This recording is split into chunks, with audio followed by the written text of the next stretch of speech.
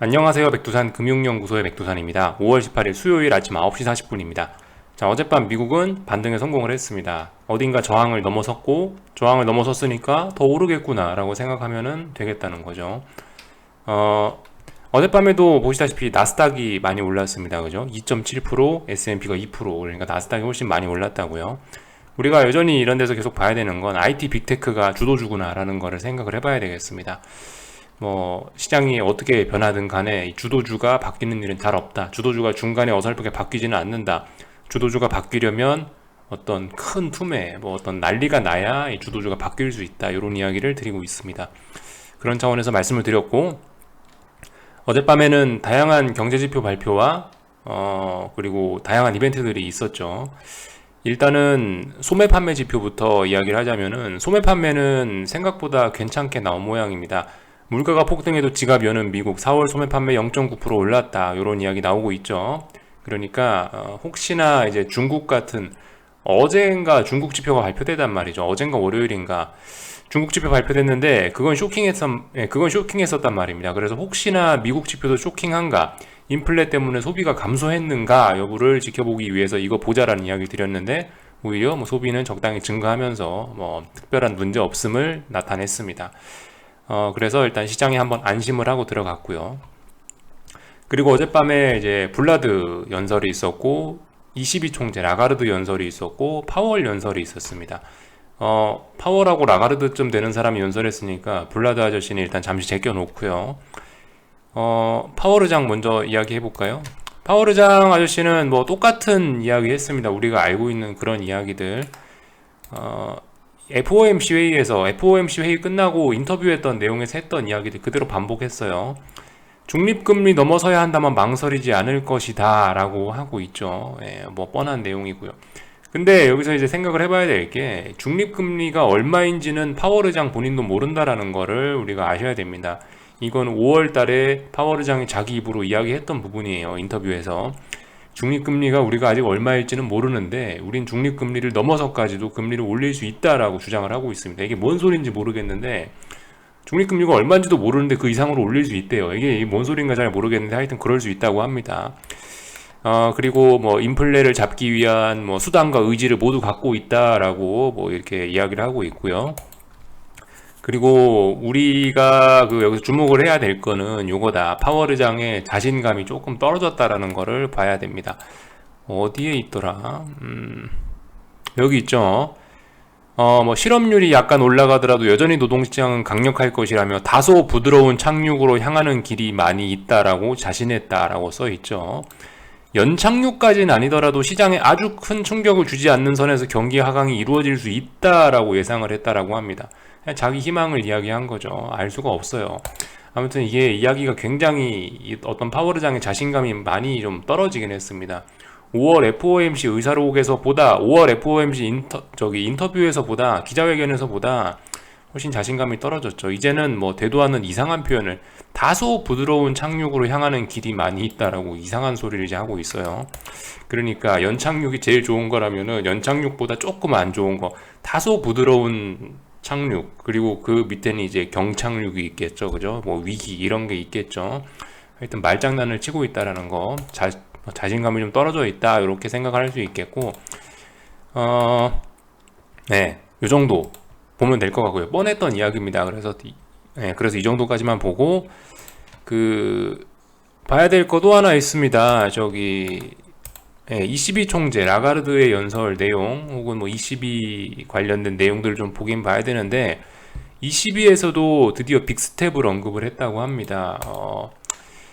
뭐라고 되어 있든가 보면은 여기 있죠. 뭐 네덜란드 중앙은행 총재가 뭐 ECB가 7월에 기준금리 0.5% 올려야 된다고 이야기했다라고 합니다. 이 내용이 좀 충격적이었던 것 같고, 라가르드도 이제 살짝 이제 좀 긴축한다 이런 이야기를 하고 있거든요. 라가르드는 7월에 금리 인상 이야기를 하고 있고, 라가르드보다 훨씬 강하게 이야기하고 있는 사람이 이번에 등장한 이 네덜란드 사람인 거죠. 이 사람은 0.5% 금리 인상도 해야 된다, ECB가. 그런 이야기를 하고 있습니다. 자, 그래서 지금까지 제가 어떤 이런 말씀드린 부분들을 좀 종합을 해보면은 어떤 반응이 있었을까. 뭐 긴축하긴 긴축해야 된다. 전반적으로 방향성이 좀 긴축이죠. 그러면은 어떻게 될까요? 일단 금리는 뭐 조금 올라가는 게 일단 자연스러울 것 같긴 하고, 그래서 실제로 일단 금리는 올랐고요. 근데 방금 전에 이제 예전과 좀 달랐던 부분이 있죠. 유로존에서 웬일로 긴축한다라고 강력하게 이야기했고, 유로존에서도 이제 빅스텝 이야기가 나왔으니까 유로화 강세가 나타나게 되겠죠. 그러니까 달러화는 급락을 했다라는 거 볼 수가 있겠습니다. 그 말씀드렸다시피 유로존의 긴축은 한국의 호재일 수 있다고요. 신흥국의 호재일 수 있다고요. 달러 인덱스가 계산되는 과정이 그렇잖아요. 달러 인덱스가 산출되는 방법이 유로화를 비롯한 여러 개 통화 바스켓을 만들어 놓고 그걸 기초로 해서 달러 인덱스를 산출하는 건데, 여기서 유로존이 긴축한다라고 하니까 유로화 가치가 올라갈 수밖에 없겠죠. 그러면 상대적으로 이 달러 인덱스 같은 경우는 이렇게 하락할 수밖에 없다. 그래서 유로존의 긴축이 달러 인덱스의 급락을 불렀고, 이런 점들이 원달러 환율의 급락을 불렀고, 이런 점들이 오늘 코스피에 일단은 긍정적인 영향을 미치고 있다. 아침에 이런 식으로 보실 수가 있겠어요. 근데 그래봐야 미국의 긴축 속도가 워낙 빠른 상황이라, 아무튼 이 정도까지 살펴봤고요. 뭐 그 외에 어젯밤에 뭐 다양한 뭐 전문가 뭐 혹은 뭐 유명한 사람들이 나와서 다양한 언급들을 하더라고요. 어디 갔더라? 뭐 예를 들면은 워렌 버핏 같은 경우는 뭐 나는 주식 샀다 이러고 있고, 또 뭐 빅쇼트 영화 보셨을 때 그 주인공 있죠. 그 아저씨는 애플에다가 숏배팅을 했다라고 하고, 그 와중에 뭐 폴커는 당시 1970년대 당시와 지금은 다르다 이러면서 기준금리가 적당히 오르다 말 것이고 인플레는 금방 안정될 거야 라고 주장하는 이런 사람들도 있고, 아무튼 이런 다양한 기사들이 많이 있어서 우리의 이제 뭐라고 할까요? 관점을 좀 헷갈리게 하는데, 우리한테 혼란을 주긴 하는데, 아무튼 여러분들 이런 뉴스들은 사실상 무시하는 게 가장 좋습니다. 워렌 버핏이 주식 샀다고 뭐 주식이 무조건 올라요? 알 수 없는 거고. 또 그리고 뭐 워렌 버핏이 뭐 주식을 뭐 샀다라고 하는데, 이분이 뭐 수백억 달러의 주식을 대거 매입했다라고 하는데, 그래봐야 이 사람은 우리 아이스크림 하나 사 먹은 정도밖에 느낌이 안 될 거예요. 그죠? 이런 사람이 주식 샀다고 하는 건, 이 사람은 일단 돈이 무한이잖아요. 이 사람은 자기 주식 잘못되면 그냥 회사 인수해버리면 그만인 사람이라고요. 우리가 주식 투자하는 거하고 이 사람이 주식 투자하는 거하고는 이 기본적으로 위험의 레벨 자체가 다르기 때문에, 이 사람이 주식 샀다고 바닥이다 이런 생각은 위험할 수 있다. 그래 니들은 살아. 난 이렇게 한다. 그게 사실 가장 좋은 거고, 사실 이런 다양한 기사들이 있습니다. 뭐 숏배팅을 했네, 뭐 버핏은 샀네, 이런 기사들이 있는데, 중요한 거는 사실 이유를 아는 게 중요해요. 이유를. 근데 이런 기사에서 그런 이유를 잘 보여주지는 않아요. 예를 들어 워렌 버핏이 무슨 주식을 샀다라고 해요. 그러면 이 사람이 무슨 데이터를 보고 무슨 근거를 갖고 이 주식을 샀다라고 판단을 했는지, 그거를 이제 알려줘야 되는데, 근데 뭐 그런 내용 없어요. 그런 내용 없고, 이것도 그래요. 뭐 빅숏 뭐 어쩌고 저쩌고 뭐 마이클 버리가 뭘 했는데, 이 사람이 왜 애플을 공매도를 쳤는지, 왜 애플 풋옵션을 샀는지는 알 수가 없어요. 중요한 건 그런 이유거든요. 우리한테 중요한 건 그런 이유인데, 순전히 그죠? 하여튼 시잘데기 없는 뉴스들이 굉장히 많습니다. 우리가 몰라도 될 게 너무나 많이 있어요. 그렇기 때문에 좀 이런 정보들은 적당히 좀 무시하는 것도 중요할 것 같다. 뭐 요거 같은 경우는 뭐 KB증권 연구원이라는데, 뭐 요런 여기 있는 뭐 이런 데이터들, 이런 애널리스트들의 이런 기사 정도는 한 번쯤 볼만합니다. 이런 데이터를 보여주거든요. 뭐 어떻고 저쩌고 해서 이렇기 때문에 앞으로 좀 금리가 어떻게 되지 않을까라고 주장하는데, 아무튼 주장을 보는 게 아니고 이런 데이터 이런 거는 보여주면 이런 건 감사합니다 하고 이런 건 감사합니다 하고 보는 게 좋긴 하다. 어쨌든 의견과 사실 구분하자, 이런 이야기를 좀 드리고 싶습니다. 그래서 뭐 특별히 더 드릴 이야기는 없고, 아무튼 뭐 이런 생각하는 사람들도 있다라고 합니다. 그리고 참 기사 봤으니까 하나만 좀 더 보자면은, 지금 한국 증시의 강세 이런 거, 삼성전자의 강세 이런 거는 이런 기대감이 있을 수 있겠죠. 그죠? 바이든이 한국 와서 삼성부터 간다는데, 삼성전자가 하락하면 좀 그렇잖아요. 그죠? 뭔가 콩고물 떨어지지 않을까 하는 기대감이 있기 때문에, 이런 점들이 한국 증시의 하방 경직성을 만들어낼 수 있다 생각을 해보시긴 하셔야 되겠습니다. 그렇다면 지금 방한 기대감으로 올랐으니까, 방한하고 나면 또 반대급부의 일도 생길 수 있다라는 거 우리가 아이디어를 얻을 수 있겠죠. 자, 요 정도를 살펴봤고, 자, 하여튼 미국 증시 마감 좀 간단하게 좀 조금만 더 살펴보고 조금만 더 살펴보고 한국으로 넘어가겠습니다. 자, 일단은 S&P가 중요한 자리 그 4020이라고 말씀드렸죠. 그 자리를 뭐 땡 하자마자 돌파 한착해가지고 신나게 장 초반에 조금 흔들리다가 신나게 돌파 한착했습니다. 더 오를 수 있다, 그죠? 근데 저항이 어디에 있다라고 말씀드렸죠. 4140인가 제가 어제 밤에 이야기를 해드린 것 같은데 대충 그 자리까지는 특별히 매물대가 없으니까 더 올라갈 수 있다 생각하실 수가 있겠고요. 나스닥도 그죠? 일단 중요한 저항이 어디였다? 12,500인가를 제가 드렸죠. 그 자리를 12,500 일단 턱걸이 했으니까 일단 돌파 한창 겁니다. 더 할 수 있다라고 보는 게 합리적일 거고요. 어디까지 열려 있냐? 한 12,000 제가 어제 12,850 정도 드렸나요? 그죠? 그 자리까지 갈 수는 있다. 예, 근데 갈지 안 갈지 모른다. 하여튼 저항이 저기 있더라. 이렇게만 말씀드릴 수가 있겠습니다. 어젯밤 같은 경우는 이제 달러가 하락을 했으니까 유로화가 오르고 달러가 뭐 그렇게 됐으니까 금값 같은 경우는 뭐 조금 올랐다, 그죠? 예. 금값 같은 경우 조금 올랐는데 여전히 금값은 힘을 못 쓰고 있다. 만약에 달러가 추세적으로 약세로 돌아선다면 아마 금값이 좀 오를 수 있지 않을까 싶은데 금값이 여전히 힘을 못 쓰고 있다. 뭐 이런 점 정도 볼 수가 있을 거고요. 하여튼 그래요. 뭐 요즘 그 달러와 이건 물론 엄밀히 따지면 유로화인데 요걸 뒤집어 놓고 보면 달러죠. 달러와 금리 같은 경우 요것도 뒤집어 놓고 보면은 금리고요. 달러와 금리 같은 경우는 보시다시피 이렇게 상승 추세 중에 조정이 진행 중이다라는 거예요.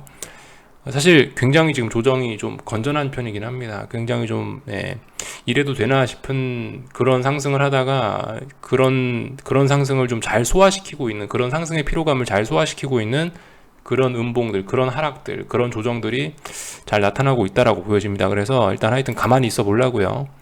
사실 뭐 말씀드렸다시피 이게 뭐 금리나 달러 같은 경우 상승세가 뭐 앞으로도 더 오를 수 있을 것 같긴 한데, 더 오른다 하더라도 이번 달 정도는 좀 쉬어가야 되지 않을까라는 게 일단 저의 생각이긴 한데, 일단 뭐 저의 생각대로 일단 잘 쉬고는 있습니다. 잘 쉬고 있어서 딱히 뭐 드릴 이야기 없고, 저렇게 달러와 금리가 조정이 나오고 있으니까 쟤네가 계속 상승해야 주식시장이 박살날 수 있는데, 쟤네가 주춤하고 있으니까 주식시장도 그 틈을 노려서 반등을 하고 있는 것 같습니다.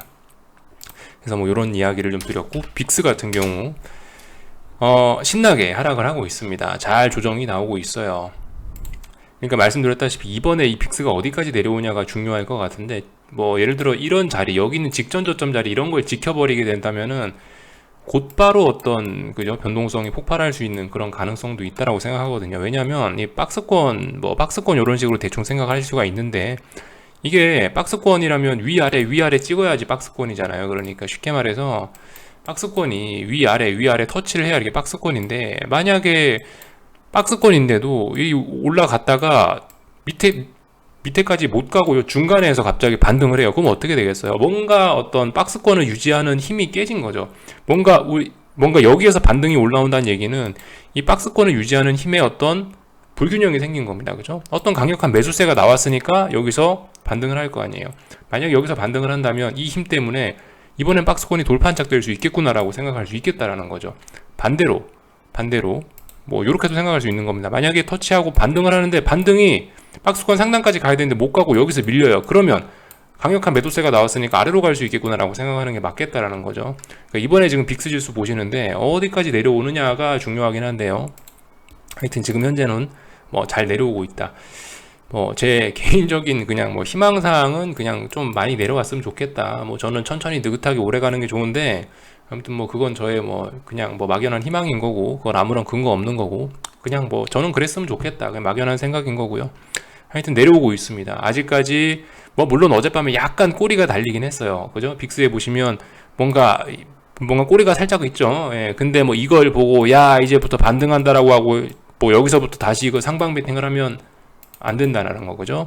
보시다시피 빅스가 이 어떤 저점 다지는 과정 이런 거는 좀 며칠 정도 걸린다. 물론 뭐 이렇게 반등할 수도 있지만 이런 거는 별로 바람직하진 않은 것 같고, 몇 거래일 정도 어떤 확인 과정 혹은 뭐 이런 뭐 쌍바닥 이런 걸 만드는 과정이 좀 필요할 수 있으니까 아직까지는 더 죽을 수 있다라고 생각을 하시고 보셔야 되겠습니다.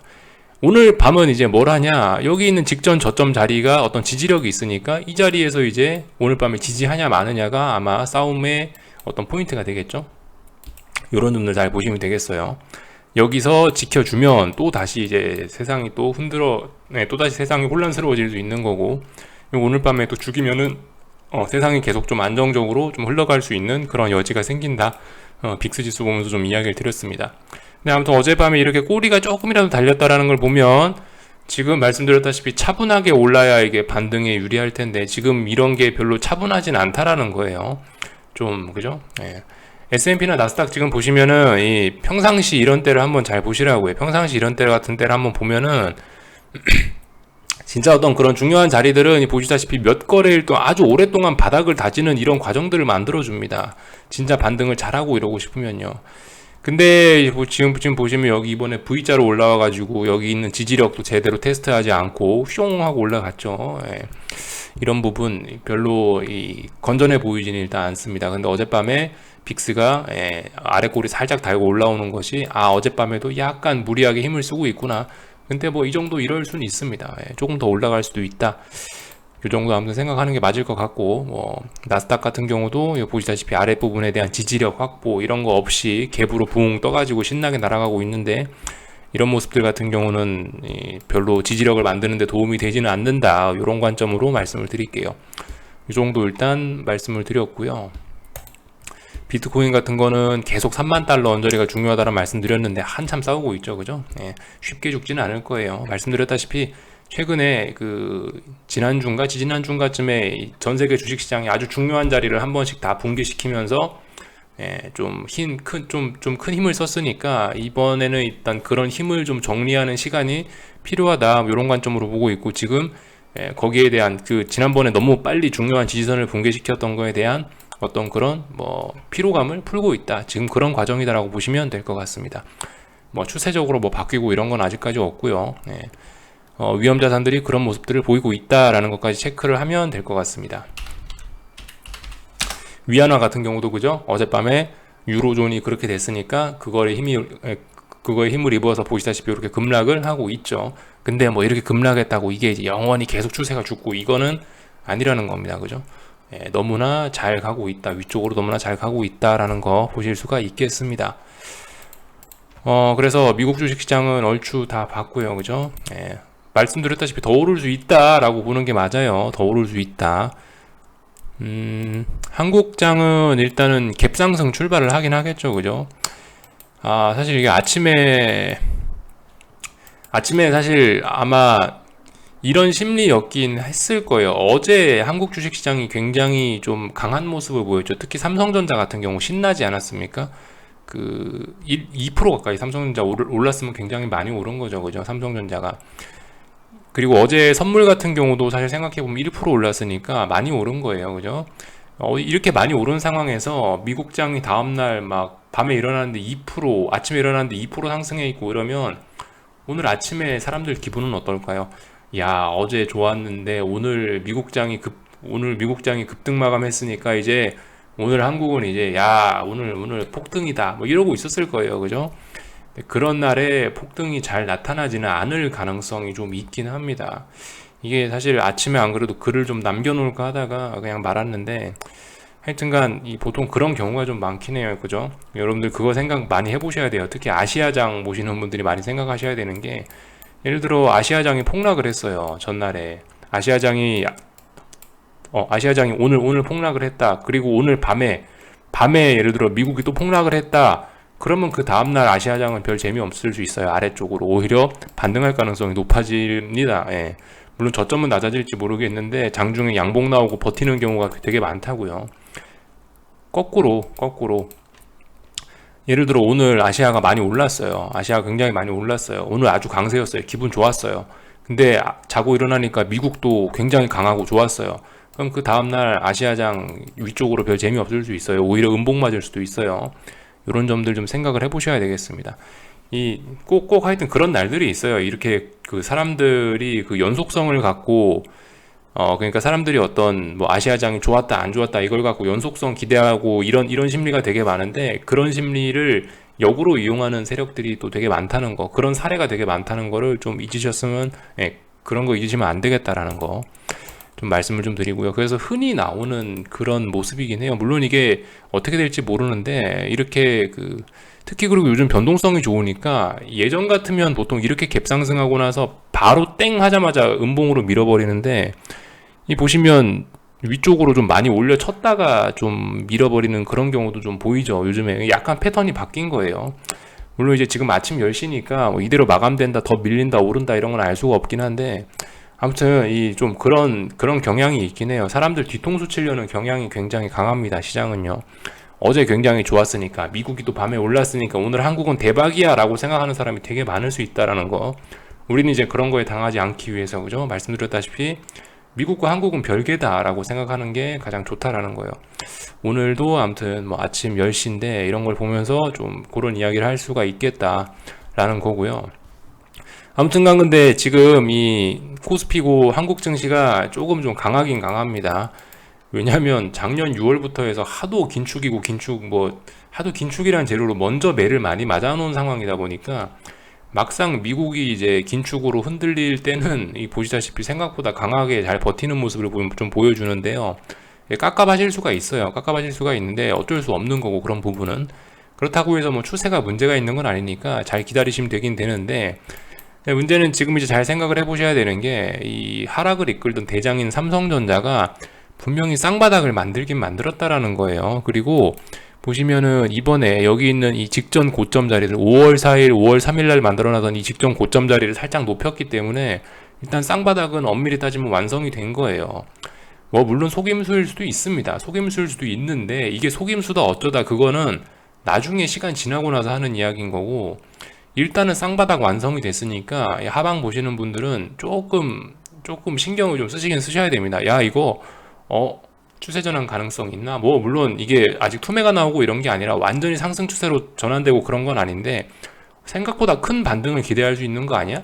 생각보다 이 반등세가 좀 오래 지속되는 거 아니야? 라는 가능성은 좀 열어놓으셔야 된다는 거죠. 이런 거 보고서 조금 평상시보다 좀 보수적인 생각을 가질 필요가 있다는 거. 하방 포지션 보시는 분들이요. 그리고 뭐 만약에 내가 뭐 주식 매수를 하시고 싶다 그러신 분들은 이런 자리에서 이제 슬슬 이제 주식 매수 한 숟가락 정도는 이제 들어가 볼 수도 있는, 물론 지금 이제 그 하라는 게 아니고 근데 이제 단순히 어떤 기술적인 분석 차원에서 쌍바닥 만들어졌잖아요. 쌍바닥 만들어지고 어딘가를 자꾸 높이고 어딘가 고점을 높이고 돌파한착 하니까 이런 것들을 기준으로 해서 한 숟가락 정도는 얹어볼 수 있는 그런 근거는 생기고 있다고요. 그게 정석적이다. 물론 저는 이게 추세 전환되긴 굉장히 어렵다고 보지만은 근데 어쨌든 정석적인 어떤 기술적 분석에서는 그렇다. 쌍바닥이잖아요. 그죠? 쌍바닥이라는 건 두 번 회의했는데 위쪽으로 올라가겠다고 이야기한 거라고요. 그렇게 결론이 난 거라고요. 그렇기 때문에 일단 단기적으로는 좀 증시가 반등할 수 있다. 이렇게 보는 게 좋을 수 있다고요. 그래서 실제적으로 이게 일봉으로 보면 잘 안 보일 수도 있는데 주봉 이런 걸로라도 한번 네, 뭐 이런 걸로라도 한번 보세요. 분명히 지금 어딘가 중요한 어떤 추세선 같은 걸 돌파한 착 했어요. 그리고 여기서 봐도 쌍바닥이 보이죠. 여기서 이렇게 봐도 뭔가 잘 안 빠지고 있음이 보입니다. 그래서 여기서 반등세가 좀 더 나올 수 있구나. 뭐 이런 걸 생각을 해야 된다고요. 평상시보다 조금 이런 걸 보고 보수적으로 접근할 필요가 있다라는 거. 뭐 엄청난 이야기를 하는 건 아니고 요렇게 요렇게 선 그어 보시면 됩니다. 선 그어봤는데 어딘가 넘어갔으면 고점과 고점 연결한 선을 넘어갔으면 일단 단기적으로 하락 추세는 끝나고 위로 올라가는 게 시작이 되긴 된 거죠. 요 점 인정을 하고 가야 됩니다. 그래서 조금 보수적으로 접근하라는 이야기 드리고 삼성전자까지 살펴봤고요. 뭐 코스닥도 당연히 그죠? 코스닥도 중요한 지지선 자리 지키고 뭐 올라가고 있지만 물론 뭐 그래봐야 1240이라는 중요한 저항 자리가 또 걸려 있으니까 하여튼 깝깝하죠. 그런 모습들 살펴보실 수가 있겠습니다. 하여튼 저항이 많아요. 저항이 많은데도 불구하고 올라가려고 합니다. 뭐 삼성전자고 코스피고 코스닥이고 올라가려고 하니까 조금 평상시보다 숏 포지션은 하락 포지션은 보수적인 대응이 필요할 수 있을 거고 말씀드렸다시피 뭐 분명히 기회는 와요. 조금 기다리고 있으면 뭐 몇 거래일 동안 반등이 멈추거나 합니다. 멈추는 거 확인되면 움직이면 된다고요. 아직 멈춘 게 아니니까 가만히 계시면 되겠죠. 원달러 환율 같은 경우는 뭐 보시다시피 이렇게 또 양봉 달고 또 짜불짜불 올라오고 있고 건전한 조정 아주 좋습니다. 아주 좋아요. 도대체 얼마나 올라가려고 이런 데서 조정을 주고 있나 모르겠는데 하여튼 뭐 잘 가고 있어요. 조정이 필요한 때 적당한 조정 나오고 있고 뭐 그래서 딱히 할 말은 없습니다. 한국 증시 혹은 삼성전자 이런 것도 그죠? 솔직히 따지면 좀 최근에 많이 빠지긴 했잖아요. 반등이 좀 필요할 수 있다라고 생각합니다. 여유롭게 생각하자고요. 뭐 오늘만 날인가요? 뭐 내일 모레 아니면 뭐 기회가 올 때까지 계속 기다려야죠. 약간 낚시한다고 생각하시면 됩니다. 내가 열심히 하고 내가 뭘 열심히 한다고 이게 기회가 그런 게 아니고 그냥 물때와 그 물고기가 물 때까지 기다려야죠. 물고 나서 이제 감아야 될 거 아니에요. 그죠? 그런 생각 해보시면 될 것 같습니다. 낚시한다 생각하시면 될 것 같아요. 여기까지 하겠습니다. 궁금한 거 리플 남겨주시고 오늘 저녁에 뵙도록 하겠습니다.